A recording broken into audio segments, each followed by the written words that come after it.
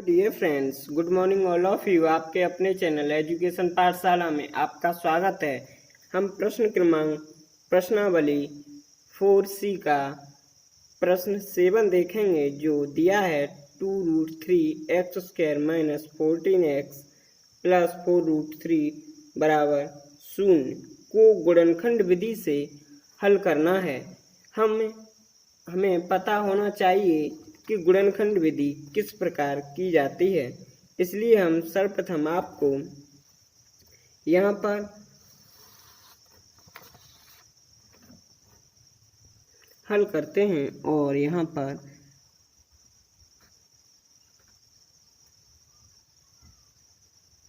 प्रश्न को पहले लिख लेते हैं।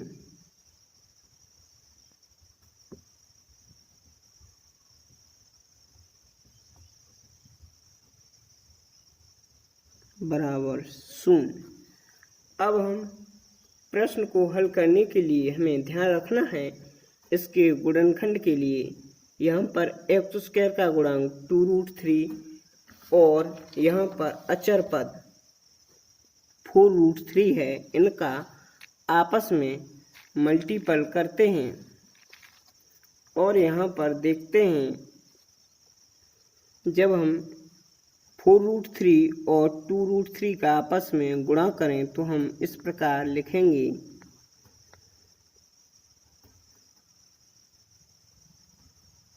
4√3।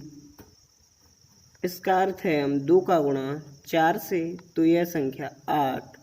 और जब √3 और √3 गुणा में हों तो इसका अर्थ होता है यह संख्या इस प्रकार लिख दें। और जब हम इसे सॉल्व करें तो यह 3 के रूप में प्राप्त होती है। जिस प्रकार 8 और 3 का मल्टीपल कर दें तो हमें संख्या 24 प्राप्त होती है। जो हमें 24 संख्या प्राप्त हुई है, इसको यहाँ लिखकर इसके गुणनखंड करें।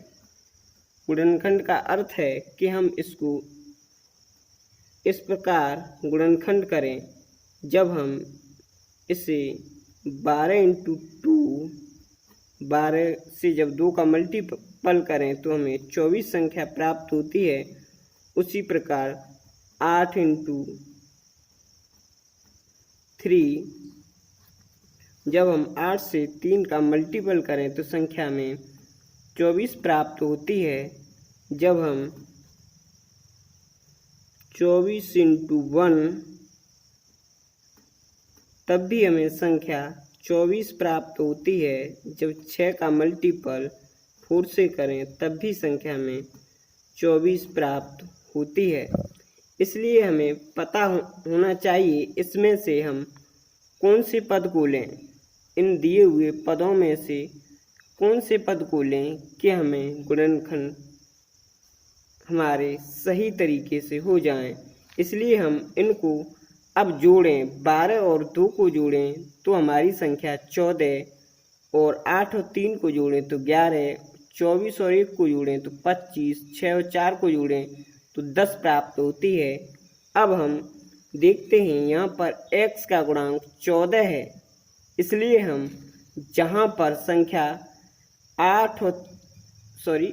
12 और 2 जोड़ने पर संख्या हमें 40 प्राप्त होगी। इसका अर्थ है हमें इसे दिए हुए गुणनखंड को 12 + 2 के रूप में लिखना है। अगर यहाँ पर माइनस इन दिए हुए पदों का गुणनफल अगर -24 आता तो हम यहाँ पर घटा के संख्या लाते, क्योंकि जब भी यहाँ पर धन चिन्ह आता है तो इन दोनों के बीच भी धन चिन्ह आता है। अगर यहाँ ऋण चिन्ह आता है तो यहाँ भी ऋण चिन्ह इन दोनों के मध्य आता है। और यहाँ पर हमें ध्यान रखना है, जो x का गुणांक होता है वही गुणांक हमें प्राप्त करना होता है। इस प्रकार अब हम प्रश्न को हल करते हैं। इसलिए हम यहाँ पर लिखेंगे 2√3x², क्योंकि हमने बताया कि 14 इस वाली संख्या से प्राप्त हुए 12 + 2 इसलिए हम 12 + 2 को लेंगे। यहाँ पर संख्या ये माइनस चिन्ह लगाकर 12 + 2 के रूप में लिखेंगे इंटू x + 4√3 बराबर 0। अब इसी प्रकार हम आगे बढ़ते हुए चलेंगे। 2√3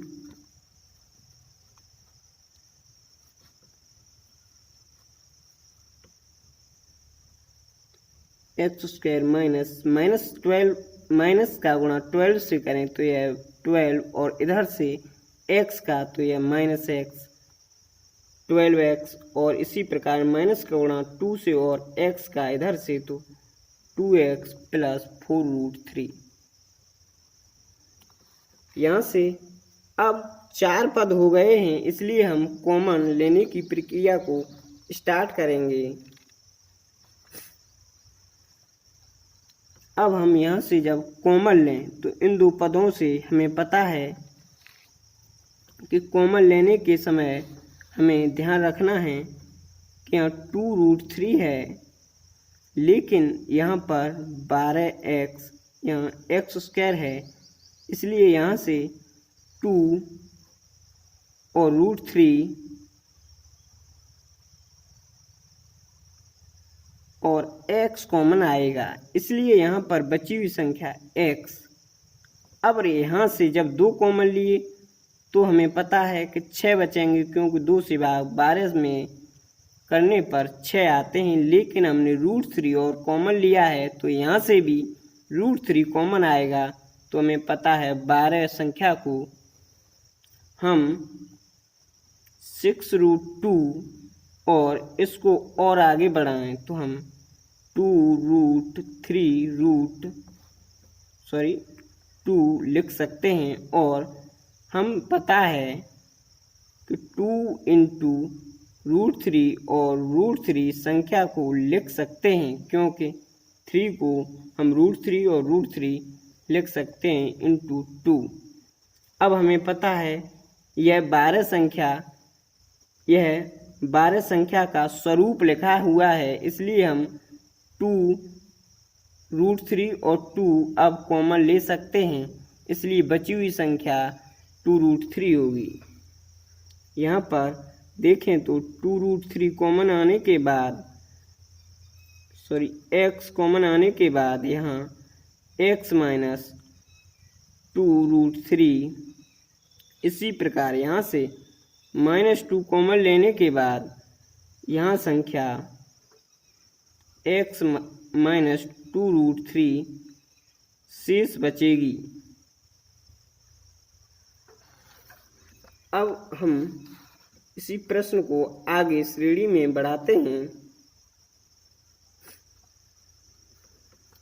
इन दोनों पदों को एक ही कोष्ठक में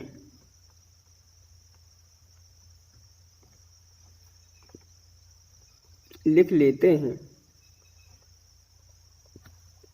अब लिखेंगे x के मान के लिए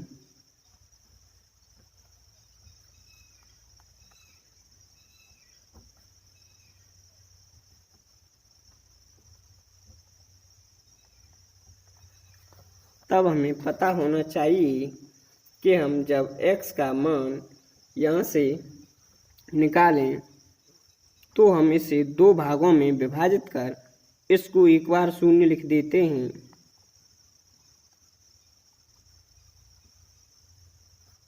और x - 2√3 को भी 0 लिख देते हैं। और यहाँ पर देखें तो यहाँ जब 2 को पक्षांतर करें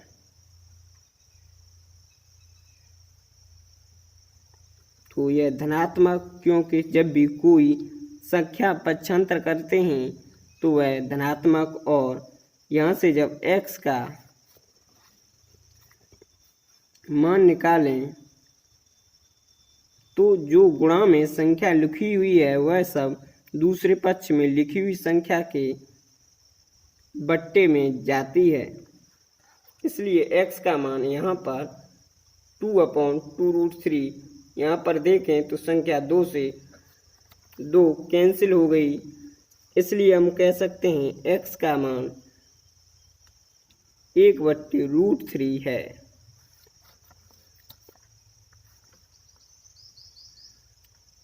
यहाँ पर देखें, इस संख्या को जब पक्षांतर करें तो यह संख्या धनात्मक और 2√3 है। अतः लिख सकते हैं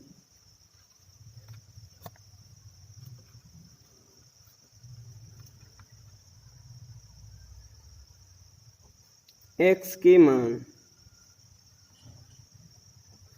क्रमशः 1/√3 तथा 2√3 हैं।